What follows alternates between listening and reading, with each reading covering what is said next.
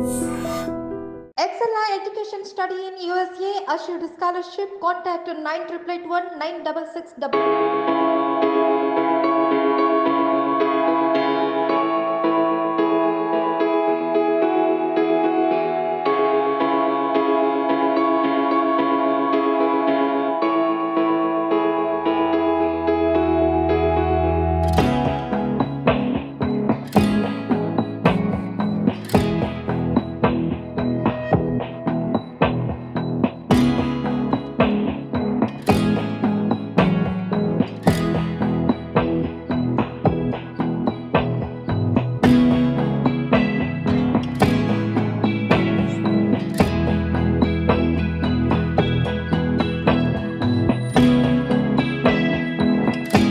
ఎన్నికల సమరానికి సిద్ధం అంటూ కూడా వైఎస్ఆర్సీపీ శ్రేణులు ప్రతి వార్డులో పర్యటిస్తున్న పరిస్థితి అయితే ఉంది. ప్రస్తుతం మనతో పాటు రాజమండ్రి ఎంపీ మార్గాని భరత్రామ్ ఉన్నారు. ఈసారి ఎన్నికల్లో ఆయన రాజమండ్రి సిటీ ఎమ్మెల్యే అభ్యర్థిగా కూడా బరిలో దిగుతూ ఉన్న పరిస్థితి. ప్రస్తుతం వార్డు పర్యటనలో భాగంగా ఆయన 44వ డివిజన్లో పర్యటిస్తూ ఉన్నారు. ప్రస్తుతం సార్ ఏంటి 24 ఎలక్షన్ సమీపించింది, ఇంకా ఎన్నికల నోటిఫికేషన్ రావడమే లేటు.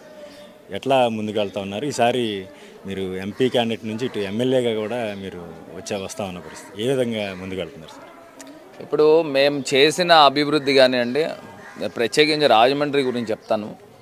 నాకు తెలిసి ఉభయ తెలుగు రాష్ట్రాల్లో ఒక అమ్యూజ్మెంట్ పార్క్ తీసుకుంటే కంబాల్ చెరువు లాంటి పార్క్, నాకు తెలిసి ఈవెన్ హైదరాబాద్లో కూడా అలాంటి పార్క్ లేదు. ఇవాళ ఓపెన్ ఎయిర్ యాంఫీ థియేటర్ సుమారుగా 5-6 వేల మంది పట్టేలాగా ఓపెన్ ఎయిర్ స్క్రీనింగ్ పెట్టి ప్రతిరోజు కూడా మూవీ టెలికాస్ట్ చేస్తూ ఉన్నాం. అది కూడా సినిమా థియేటర్లో ఎంతైతే క్వాలిటీ ఉంటుందో ఆ రకమైన క్వాలిటీ సౌండ్ ఎఫెక్ట్స్తో పెట్టడం జరిగింది.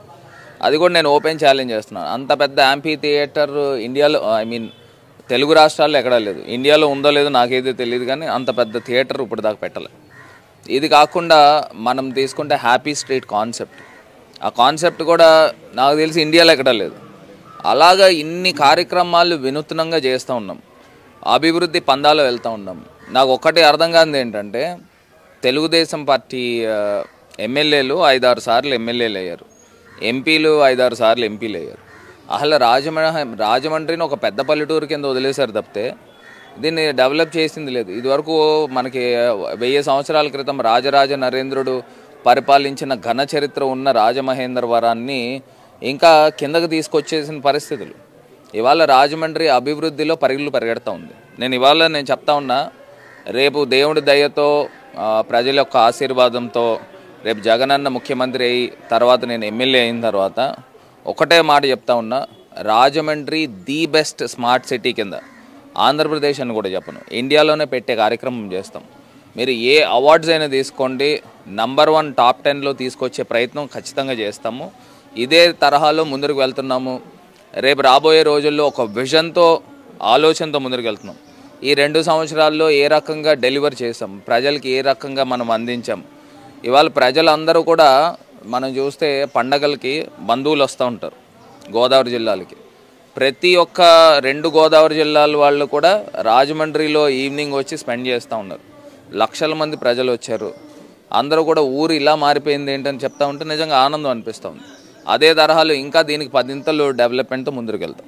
సరే, అంటే ఒకటి చెప్పండి, దాదాపుగా ఈ 5 ఏళ్ల పరిపాలనలో ఎక్కువ కోవిడ్ అనే ఒక మహమ్మారి చాలా బాధించిన పరిస్థితి కనిపిస్తుంది. కానీ ప్రజల్లో ఆ బాధ లేకుండా, అటువంటి ఆర్థిక ఇబ్బందులు లేకుండా కూడా ప్రభుత్వం చాలా పక్కా ప్లానింగ్తో ముందుకు వెళ్ళింది. ఇది ఏ విధంగా మీకు రానున్న రోజుల్లో ఉపయోగపడే అవకాశం?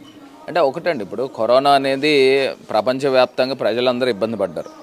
కానీ ప్రత్యేకించి ఆంధ్రప్రదేశ్లో జగనన్న తీసుకున్న మెషర్స్ కానీ ప్రికాషన్స్ కానీ నాకు తెలిసి ఏ రాష్ట్రంలో కూడా తీసుకోవాలి.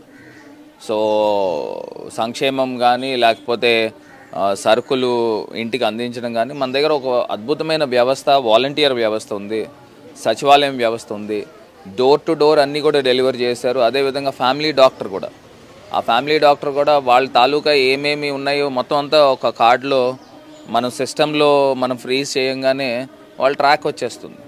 సో ఇవాళ మనం పిహెచ్సిలు కానీ ప్రైమరీ హెల్త్ సెంటర్స్ కానీ, రాజమండ్రిలో 12 ప్రైమరీ హెల్త్ సెంటర్స్ ఉన్నాయి.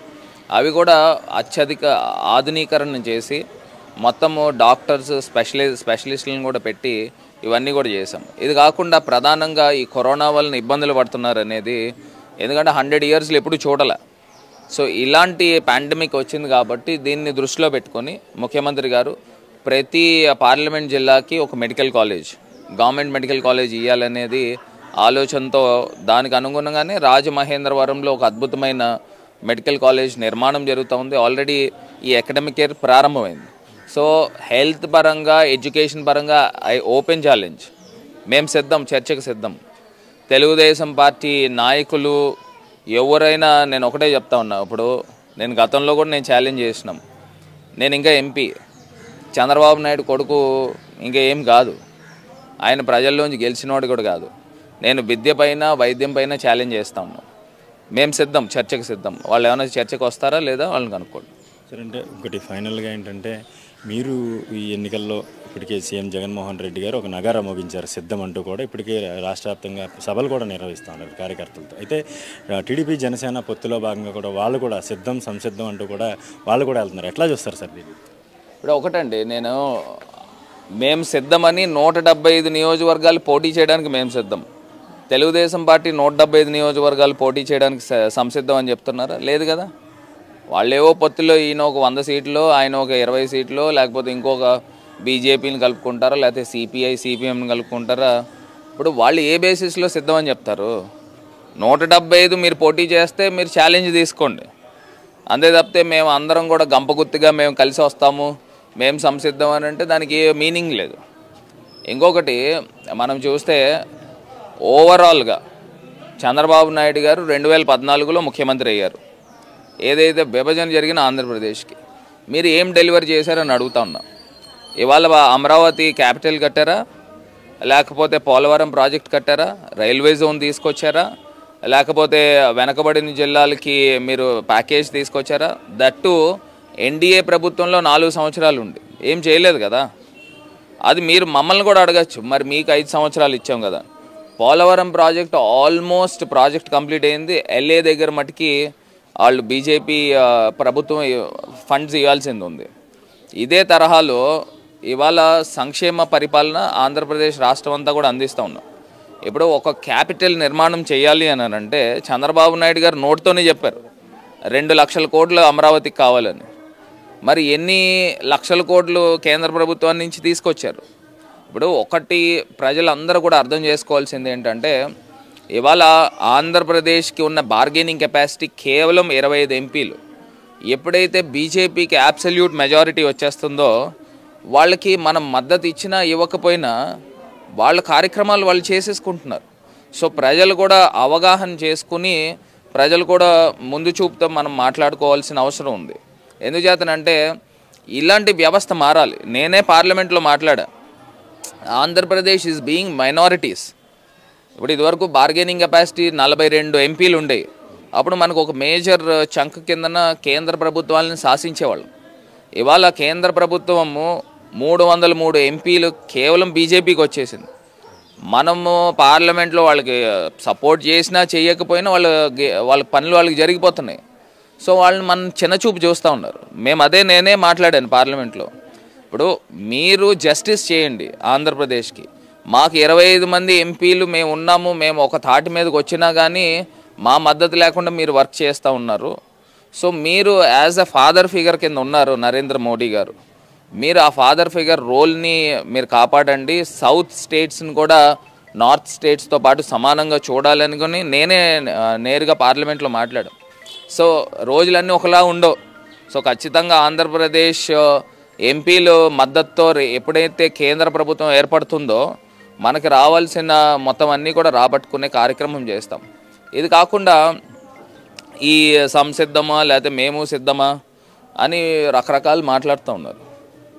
ఒకటి, మాకంటూ ఒక ఎజెండా ఉంది కాబట్టి మేము సిద్ధం అన్నాం.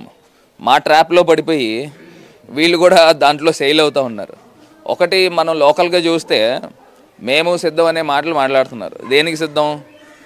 ఇప్పుడు లోకల్గా ఉన్న ఎమ్మెల్యే గారు కానీ వీళ్ళు మాటల్లో చెప్పినవి ఏంటంటే, ఒక ఓటు వేయండి 3 పని చేస్తాం. దేనికి పని చేస్తాం? మరి ఎమ్మెల్యే గారు ఎక్కడ ఉన్నారు? పని చేయాలి కదా. ఇప్పుడు షాడో ఎమ్మెల్యేలతో మనకి పని ఏంటి?